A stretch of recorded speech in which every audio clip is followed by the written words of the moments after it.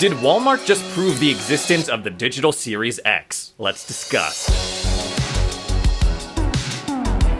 What's up, guys, and welcome back to Xbox Ready, the YouTube channel that is all about Xbox. Today we're going to be talking about something that not only Xbox fans should be aware of and keep their eyes on, but fans of physical media across all platforms. And as always, if you are a fan of Xbox, whether you are new or old, I'd really appreciate it if you subscribe to the channel and ring that little bell to get alerted to whenever I post a new video, all in an effort to make sure that you are just as Xbox ready as I am. So this video revolves around a couple of images that were shared to Twitter. It depicts what looks like an internal Walmart memo that was sent out to the claims and processing associates at a certain branch, saying that on January 22nd, this Monday, they were going to start discounting physical copies of Starfield all the way down to 3 cents to prepare for its disposal at store level. It goes on to say that the product, in this case, physical disc copies of Starfield, must be gathered and processed by February 5th. There are a lot of weird things about this. Why are they discounting it to 3 cents?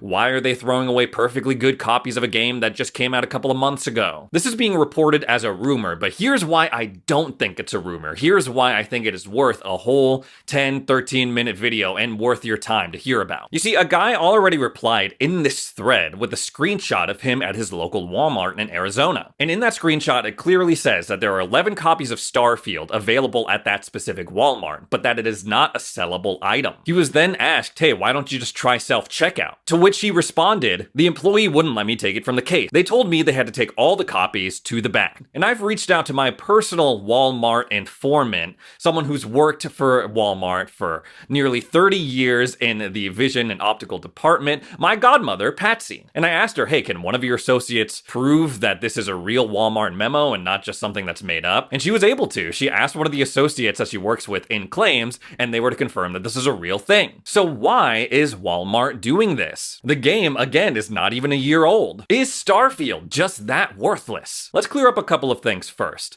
This does not mean that you can go to your local Walmart and buy 300 copies of Starfield for $3. This is not a discount for regular customers like you and me. This means that Walmart could buy the copies for super cheap from the manufacturer, in this case Microsoft, and not feel guilty about tossing them in the trash in order to make room on their retail floor. This follows a shift in consumer behavior when it comes to entertainment. There are rumors that big box retailers that sell electronics are scaling down their physical media section. And while this mostly applies to DVDs, Blu-rays, I don't see why physical games wouldn't also be on the chopping block. Have you been to a video game section in a Target or a Walmart recently? It's sad, guys. It is sad. It ain't like it used to be. It used to be awesome walking into a Toys R Us or a Walmart. They had the demos out. Video games as far as the eye could see. It's not like that anymore. It is pitiful in comparison. But hold up.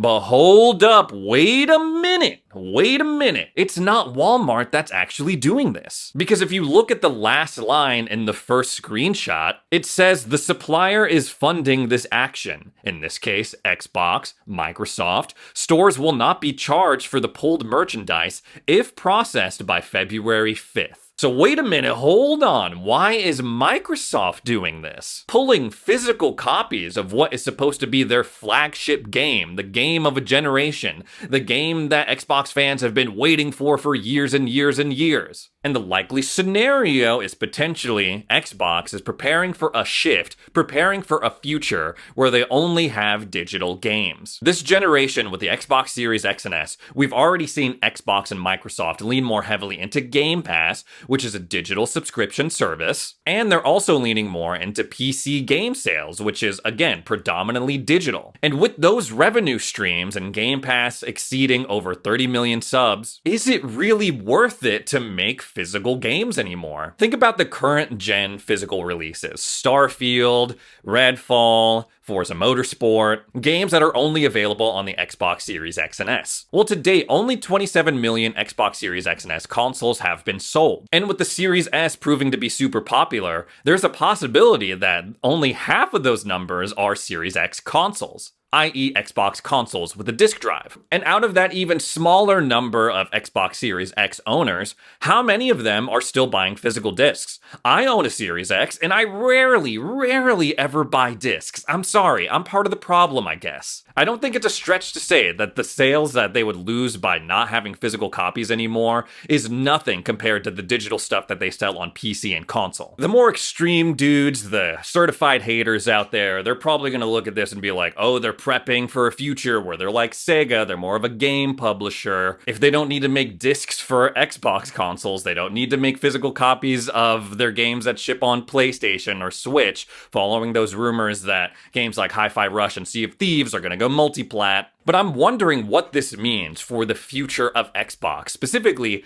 does this prove the existence of the digital Series X that we got a peek at in 2023? If you need a refresher, a few months back, we got some crazy Xbox leaks. And in those documents, we saw that Xbox had plans to buy Nintendo. We saw apparently some upcoming Bethesda projects like a remaster of The Elder Scrolls Oblivion and a Star Wars MMO. We also got to look at some potential new hardware from Xbox, like a new controller, a semi-new Series S, codename Elwood, and more importantly, an all-digital Series X that had 2 terabytes of storage, codename Brooklyn. The Series X was, for me, the most exciting thing to see, but it did cause some controversy, mostly because it didn't have a disk drive. It was all digital, so people were like, oh god, they're ditching physical games, this is BS. And on top of that, it was just pretty much to its core like a regular Series X when it came to the internal guts. It's not a mid-gen refresh, it's not a pro version. But since those leaks, it seems like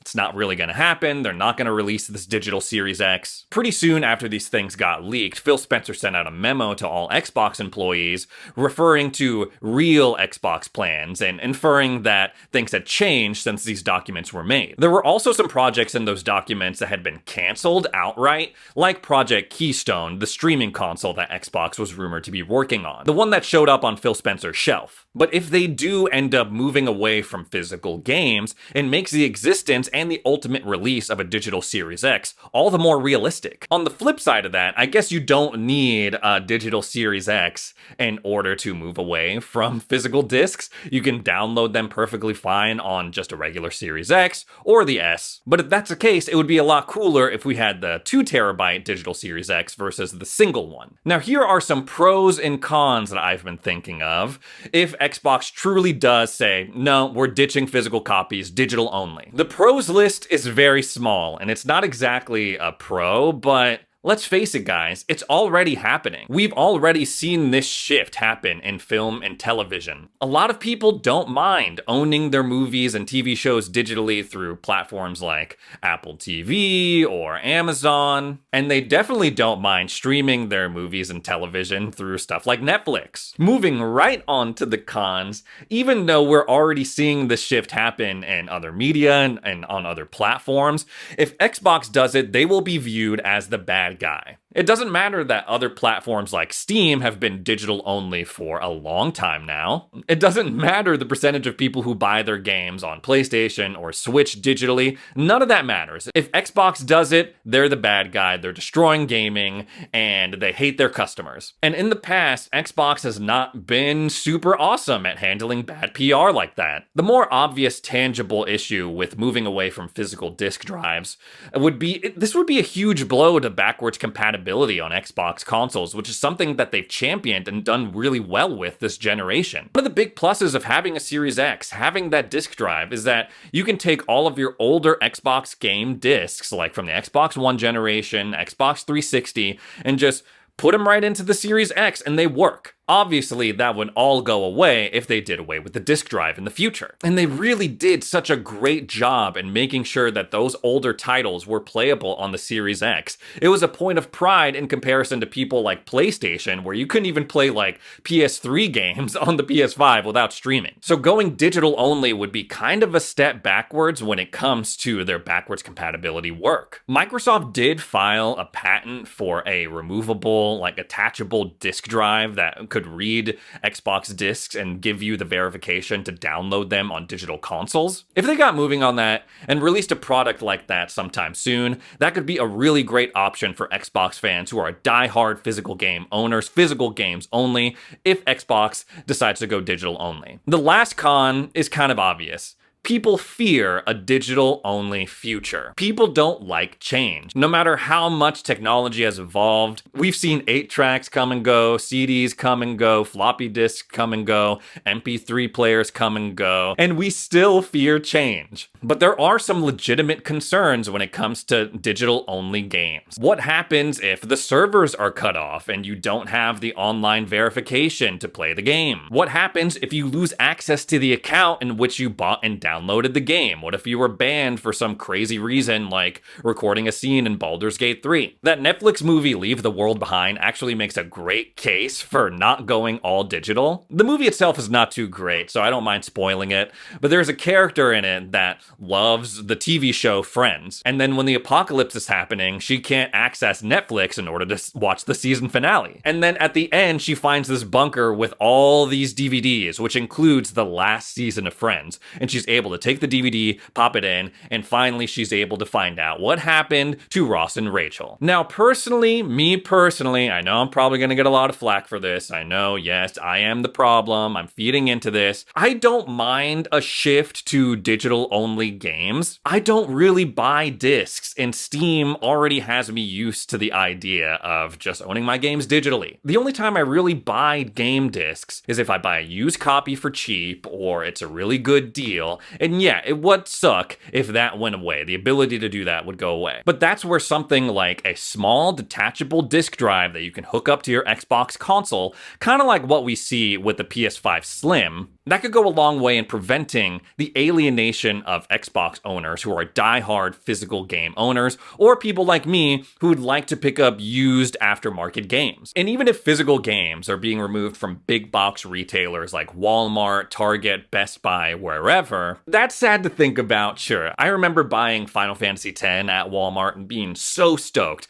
amongst many other games. I'm sure you'll still be able to buy physical copies somewhere, like GameStop or Amazon or your local mom and pop shop. Maybe Xbox would consider like, yeah, the majority of the games that we sell are going to be digital, but for extra special fans that really want that physical copy, we'll do like a Game of the Year edition or whatever. In the end though, like I've said in many videos recently, something's in the air. Change is in the air for Xbox. I don't know what, but something is going to shift. Whether it's going digital only, whether it's going multi-platform, whether it's ditching hardware and going full third-party publisher, I don't know. But hopefully it's not the third-party stuff. Hopefully they don't ditch hardware because I probably wouldn't have a channel. But something is afoot and I cannot wait to find out together. Anyways, guys, that's all the Xbox stuff I have to talk about today. Thanks so much for joining me for another edition of Xbox Ready, and we'll see you in the next video.